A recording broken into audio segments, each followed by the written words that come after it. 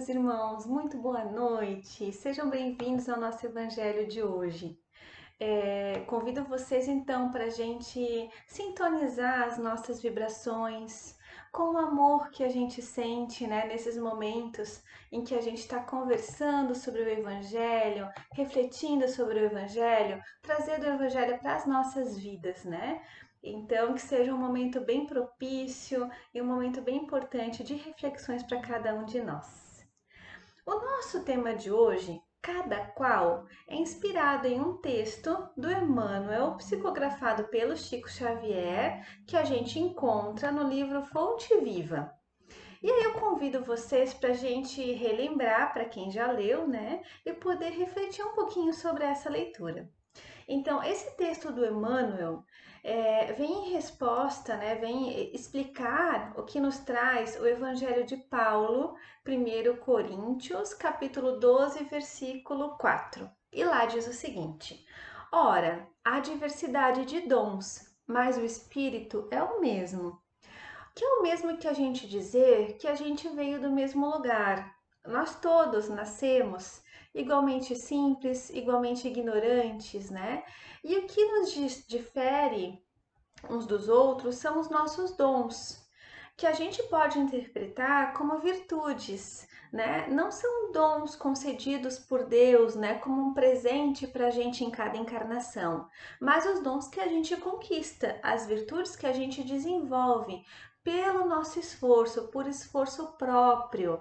E aí nós temos uma diversidade de dons compatíveis com a quantidade de espíritos, né, que a gente tem com todas as suas individualidades. Então, o texto cada qual, então, nos diz algumas coisas, né? Eu vou começar a ler para a gente ir conversando sobre ele. Em todos os lugares e posições, cada qual pode revelar qualidades divinas para a edificação de quantos com ele convivem. Aprender e ensinar constituem tarefas de cada hora, para que colaboremos no engrandecimento do tesouro comum de sabedoria e de amor, né? Então a pergunta é: onde nós somos chamados a revelar quem somos? Né? Onde somos chamados a aprender e a ensinar aquilo que a gente já aprendeu? E a leitura nos diz que a cada hora nós temos esse convite, não em momentos específicos, né? Não em situações específicas da nossa vida, não em situações selecionadas a dedo, em que a gente pode dizer, puxa, aqui eu tive essa oportunidade de aprendizagem. Esse convite é o convite da gente visualizar essa oportunidade na nossa rotina, no nosso dia a dia, de aprender e de ensinar com aqueles que estão conosco diariamente, no nosso círculo mais próximo de envolvimento, né? Não é uma ação específica, é trazer isso para a nossa realidade, para o nosso dia a dia. E aí, Emmanuel, no texto Cada Qual, passa a exemplificar que em cada situação que nós estejamos, em cada papel que nos caracteriza a vida, né, qualquer papel, de mãe, de irmã, de filha, de trabalho profissional, os grupos que a gente faz parte, os grupos religiosos, as atividades que a gente faz de saúde, em qualquer lugar, em qualquer papel que a gente esteja, a gente tem esse mesmo convite, né, de aprender e de ensinar com aqueles que estão próximos da gente, né? E aí o texto nos diz: quem administra mais frequentemente pode expressar a justiça e a magnanimidade. Quem obedece dispõe de recursos mais amplos para demonstrar o dever bem cumprido. O rico, mais que os outros, pode multiplicar o trabalho e dividir as bênçãos. O pobre, com mais largueza, pode amealhar a fortuna da esperança e da dignidade. E aí ele continua falando sobre o forte, que pode ser generoso a todo instante, o fraco, que pode se mostrar humilde em qualquer situações, os sábios, né?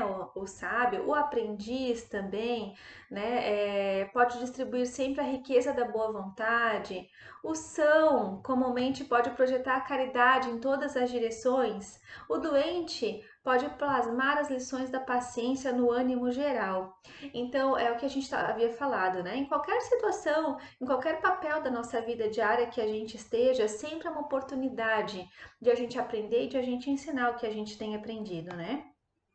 E aí Emmanuel finaliza dizendo que os dons diferem.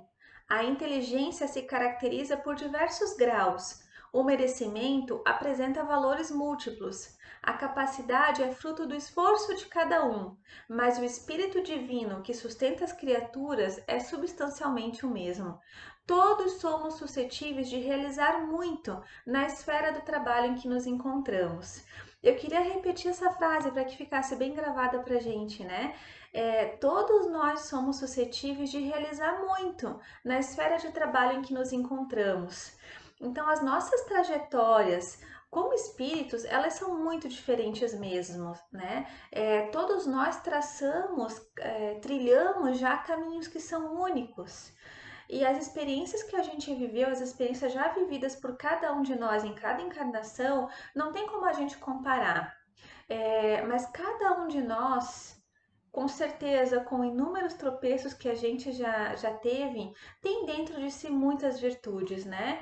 Muita coisa boa para distribuir para aqueles que estão ao nosso redor. Você já parou para pensar quais são esses dons que você já tem bem desenvolvidos e que pode compartilhar com outro? Essas virtudes que você já conquistou, né, nas suas encarnações, né, por esforço próprio. O que que melhor te caracteriza de coisas boas, né, de qualidades, de virtudes mesmo? Uma vez eu ouvi de um palestrante espírita, não me recordo qual, que hoje nós somos a melhor versão de nós mesmos, né? Então, por um lado, a gente pode pensar, puxa, se eu sou a melhor versão de mim, né? E aí pensar em quanta coisa ainda a gente tem para desenvolver. Mas por outro lado, e é justamente disso que a gente está falando, nós já conseguimos conquistar muito. Nós já temos algo de divino em nós. Nós já podemos compartilhar algo. E aí a gente precisa compartilhar isso com as pessoas que estão ao nosso redor, né? É, Quando a gente fala de compartilhar algo, compartilhar essas virtudes, esses dons, né, que a gente já tem, implica da gente pensar como nós somos seres sociais, né? Joana de Ângeli tem um texto que ela fala justamente da vida social.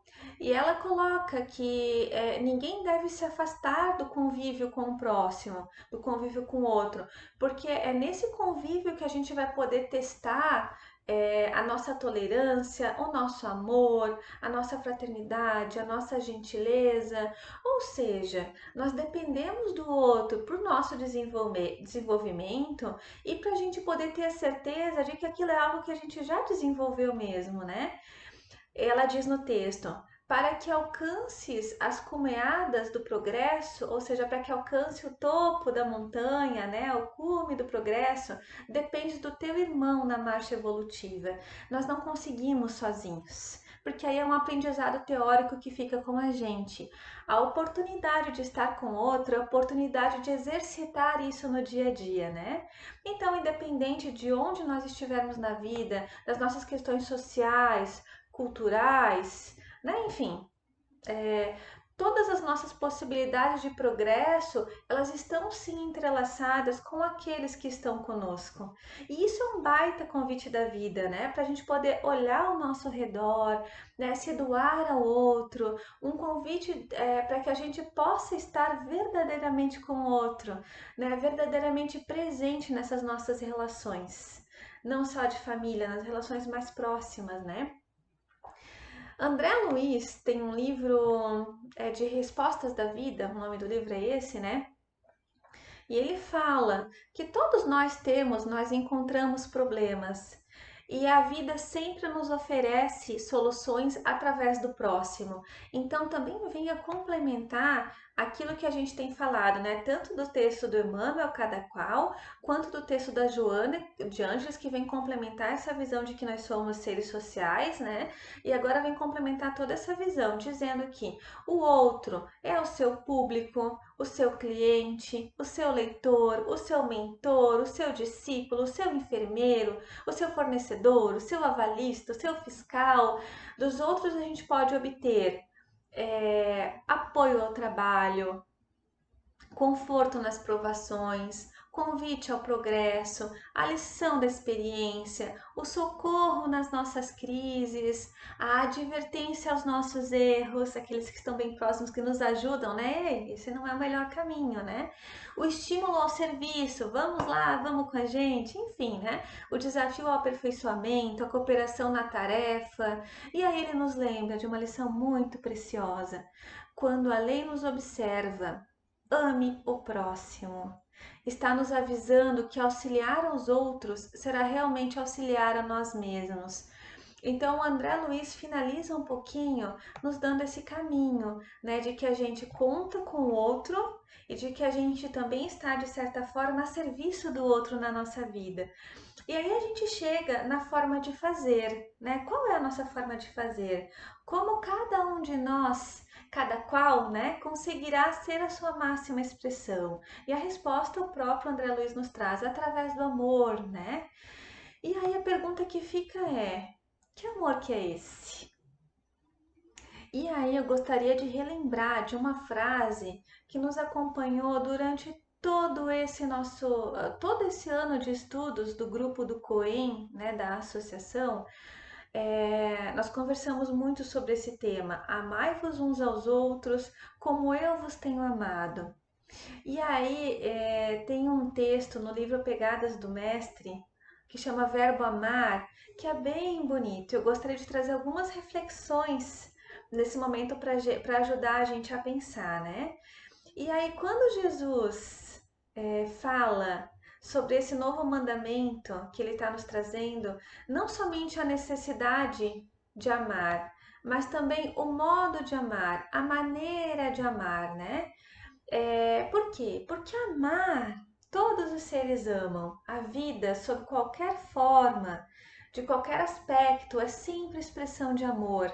Amar é a grande lei da natureza. O amor é atributo inseparável da vida e tem diversos modos de amar, né? Então, o texto nos traz alguns desses modos. Para alguns de nós, o amor ainda tem relação com essa questão mais primitiva, essa questão mais egoísta, mais egóica, né? E aí traz que para esses o verbo amar é intransitivo. A sua ação não vai além, né? Então concentra-se nessas pessoas, uma expressão de amor próprio, e aos mais chegados da família. Então uma forma de idolatria, né? E bastante egoísta. Eu amo, mas só aqueles que estão perto de mim. Os outros, bom, os outros são os outros, né? Outros há para os quais o verbo amar é defectivo. Faltam-lhe certos tempos, números e pessoas. Amam para corresponder às simpatias, ou ainda obedecendo a motivos mais ou menos interesseiros. Uma outra forma de amar que a gente vê muito por aí também, né? Para outras pessoas, o verbo amar ainda é passivo, né? Então amam platonicamente, com frieza, sem demonstrações positivas ou práticas, né? Então abstraem-se do mal, mas também não realizam o bem como fruto desse amor. Todas essas formas de amar, elas são transitórias. E um dia elas chegarão no amor por excelência, esse amor dito e ensinado por Jesus, como eu vos tenho amado. Né? Essa é a grande lição do nosso mestre. Amai-vos uns aos outros como eu vos tenho amado. E como que é esse amor? Né? E aí esse amor é o amor que Jesus nos ensinou nos seus atos, na sua vida, na sua forma de viver, que é o amor incondicional, que o Jesus amou sem ser amado, sem ser correspondido no amor. Amou a todos, amou os amigos, amou os inimigos, os bons, os maus, os justos, os pecadores. E aí, testemunhando com isso a sua divina filiação, né? A gente só chega na perfeição quando a gente consegue amar dessa forma, indistintamente, né? Sem condições para o amor, não uma parcela só, não um amor assim platônico, mas esse amor que Jesus nos trouxe, de amar verdadeiramente a todos, né? E aí não só da boca para fora, eu amo todo mundo, né? Mas quais demonstrações desse amor você faz, né? Então, o verbo amar nessa situação trazida por Jesus é um verbo transitivo, como diz o texto, e essencialmente ativo. É um verbo cuja ação não conhece limites em suas expansões, né? Jesus Cristo é o verbo amar que tomou forma, que se fez carne, né? Então, que andou com a gente, nos ensinando a direção correta.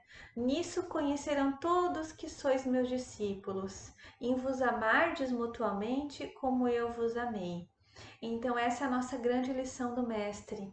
E aí, juntando tudo isso que a gente viu hoje, o convite desse evangelho de hoje é bem esse, pessoal, que cada um de nós, que cada qual, né, possa se reconhecer como uma centelha divina a serviço de si, claro, né, para sua própria evolução, mas também do próximo, caminhando com amor, até que a gente possa conjugar realmente o verbo amar como Jesus de fato nos ensinou, né? E a gente começa aos pouquinhos, com um dia de cada vez. Um beijo para vocês, até a próxima. Tchau, tchau.